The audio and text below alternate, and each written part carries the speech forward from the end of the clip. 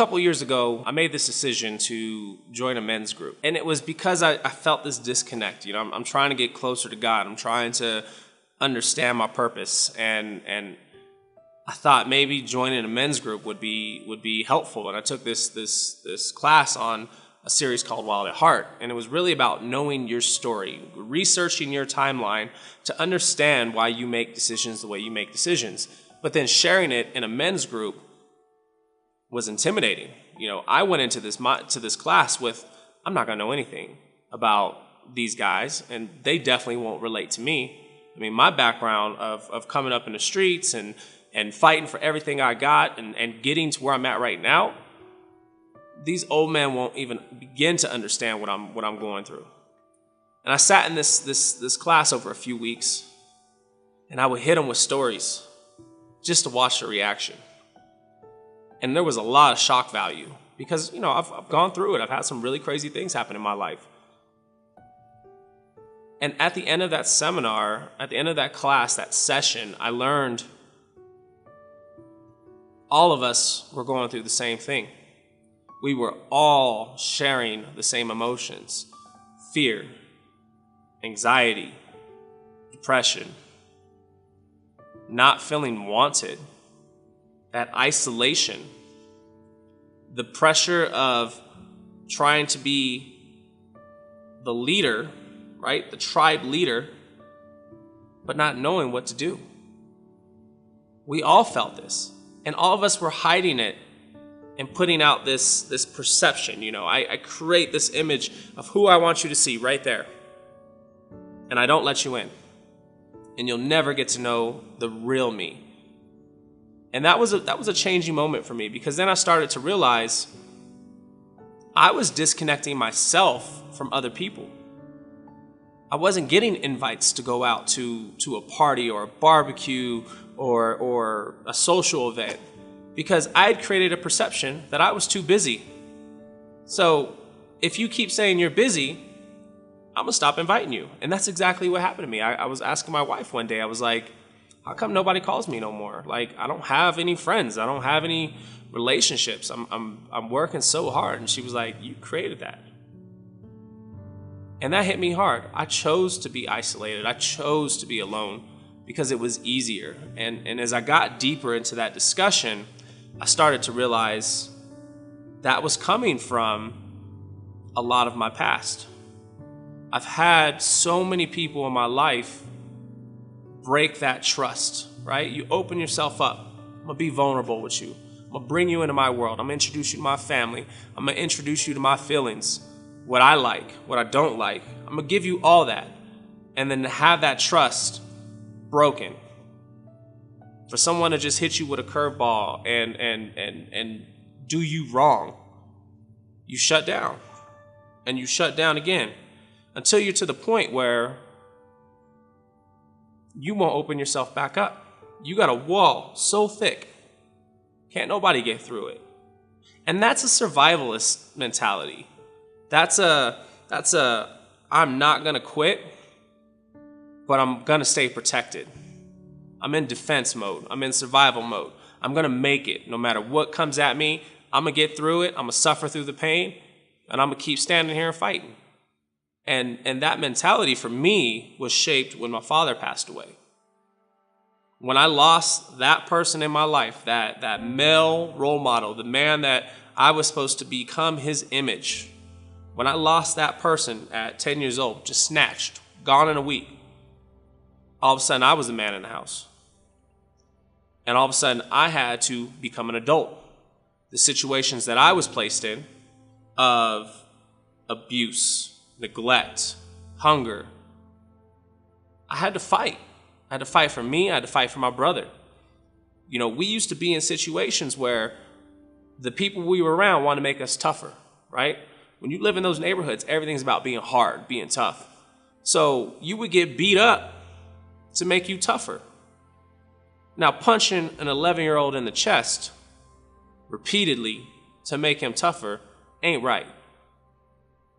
And there would be scenarios where my brother would be going through the same thing, and then it'd be like, you better jump in and help your brother. So we would both get beat up together. That is the That is the worst thing you can do to a child. But in that environment, you don't know no better. That's what it is, because that mentality of those neighborhoods, of lower income neighborhoods, of troubled areas are all about survival. It's a mentality that if you got something that I don't have, I'm gonna take it, and you better protect it. And that fear that you live in is it's gut wrenching. And I spent my entire years from 10 years old, from when my father passed away, until I was an adult, living in that mentality and numbing that pain through drugs and violence and just nonsense. And I didn't know I was numbing myself. I didn't know I was in that much pain. I was disconnected. I was protecting myself. And it was unique because when I was 16, I got into culinary, and it wasn't out of, I want to be a chef, I want to go and be on Food Network. It was, I'm hungry. They're going to give me a steak sandwich at lunch today. I ain't got no money. So that's what got me into culinary. A lot of people ask me, how'd you find your passion so early? I've thought a lot about that. It's not that I found my passion early. That was the first time since my father died where I had a male role model give me positive reinforcement, give me a compliment. And I became so addicted to that attention, I wanted it more. I craved it more. I worked for it. That's what it was for me with culinary. I was good at cooking because they told me I was good at cooking. And as I've gone further in my career, I've never forgotten that message, that I can have that same impact on a young adult. So when we talk about mental health, it's important to remember that we've all got a story. We've all got a struggle. Everyone's worked through something in their life.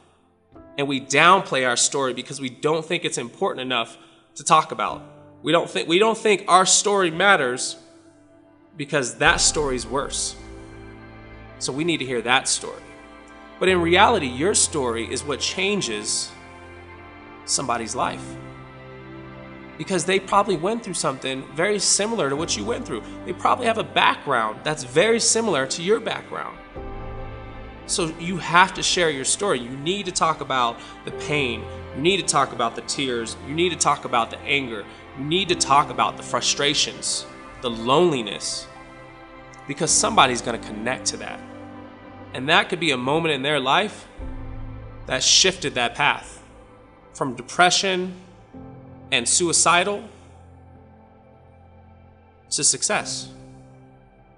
And that's real talk. So I really think about mental health as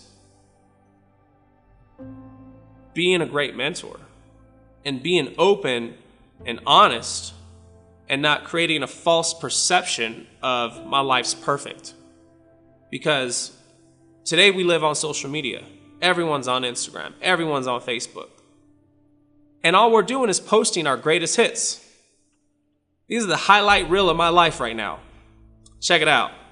And if people are measuring themselves against that, oh, I got to be like that. That's the chef I want to be like. Then that's not real. You're setting someone up for failure, and they're never going to accomplish that because your life's not that perfect. I don't care how much cool dinners you had, how many amazing trips you go on, the people you hang out with that look so awesome and so beautiful. You still hang out with ugly people. You still eat really bad food. You still have hangovers in the morning, but nobody's talking about that side of it. We're showing this glamorous lifestyle that doesn't exist. So with my social media, I've been really open lately about sharing that because I've had a few people in my life that have taken their lives. I worked with a young man in Griffith Center for Kids, the program we're doing tonight, 2 years ago, and his name was Sam. And Sam was the most vibrant student that I've ever had out of that program. And Sam was a refugee from Ethiopia. Sam had one leg, and he was a wrestler. He wanted to be a chef. Marcus Samuelsson was his idol. And he won the competition that we put together. I mean, just charismatic. So charismatic. So eventually Sam was adopted. And he moved from Colorado Springs out to the East Coast to live with his new family. And he joined the football team. He was one of the management staff for the football team, still wrestling, considering going to a big culinary school, and out of nowhere, Sam committed suicide. And that was a hard moment because we didn't see it coming. Nobody saw that coming. He was the one you least expected. And it makes you wonder, how could I have made that difference? Could I have said something else? Could I have been more of an impact? And that's the problem with depression and suicide, especially among teens right now, is you'll never get that answer. You don't know. So for me, mental health is a real thing. You know, as a professional that's accomplished a lot, a couple years ago I was in a really dark place. A lot of suicidal thoughts, a lot of anger, a lot of frustration, very lonely. You know, I felt disconnected from everybody. And when you get into that funk, it's hard to shake it. You just want to stay in that funk and leave me alone, and I'm going to be defiant until I push everyone away. And usually the ones we push away are the ones we love the most, because we know they're not going to go nowhere because they love us. So we push extra hard on them. Our wives, our kids, you know, the people that really, really care about us. And I was doing that. And that was when my wife was like, you know, you got to do something. You know, the stuff you're talking about, I'm worried about you. And that's when I decided I was going to go talk to a therapist. And talking with that therapist was one of the greatest things I've done for myself. Because I realized I was ready to talk to a therapist. You know, when I was a young teenager and I got put in therapy, I didn't want to be there. And I was extremely like, whatever. But as an adult, I was ready to confront a lot of those demons. I was ready to talk about a lot of those experiences, a lot of those stories. I didn't realize a lot of stuff that I had gone through had affected me as much as it did as an adult. The reason I made those decisions was because of what happened when I was a teenager. And going through that conversation over and over each week and working through it and talking with someone who wasn't biased, no judgment, just heard me, was so helpful. Because I would reflect, and I would come out of those sessions and I would sit in my car and I would literally just work through what just happened. I hadn't thought about it that way. I didn't realize I was in survival mode. I didn't realize I had PTSD. We always apply that to our military, but this is happening to our youth. Kids that lose parents, kids that lose friends to murder and violence, kids that are put in situations where they're abused. That will cause PTSD. And you live with that the rest of your life, and you have these walls up because of it. You don't trust because of it. So when I started to understand that and recognize that, I was able to start addressing that and owning that and making a decision to change my outcome. And that was a great moment for me. You know, recently I had a really bad episode. I put myself in a situation where the environment I was in triggered a lot of things I had thought I dealt with. I became very aggressive. I became very defiant, very isolated. And being in a hotel room was not the best place for me. I wasn't surrounded by anybody that I felt cared about me at that time. And it was hard because nobody was listening to me. And I had to take my pride aside and speak up for myself and say, I need help. I'm going through it right now, and I don't feel safe. I don't trust myself. I don't know where I'm at right now. And I got a green light to be removed from that situation. It was a good thing for me because I knew that I wanted to be by my wife, who actually cares about me. I knew I wanted to be by my team, who actually cares about me. The people that I've grown close with, that I've opened up to, I wanted to be around those. So when I went to my therapist, as I returned home, he told me that. He said, this is probably the first time in your life where you were put in that type of situation and you chose to change your defense.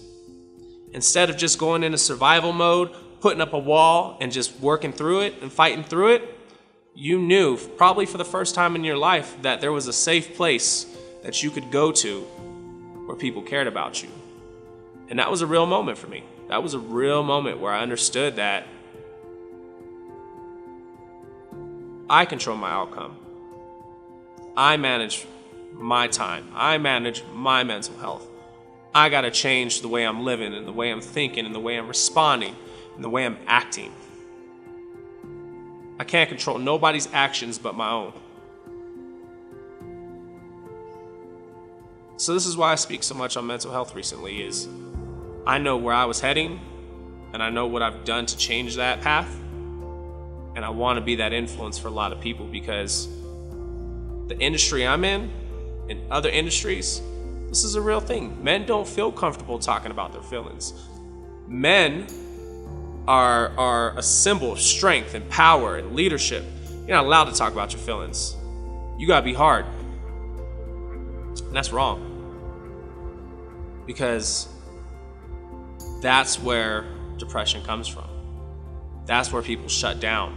That's where anxiety happens. That's where they make bad decisions because they got nobody to talk to. That's where they resort to other vices because they're not allowed to share those emotions.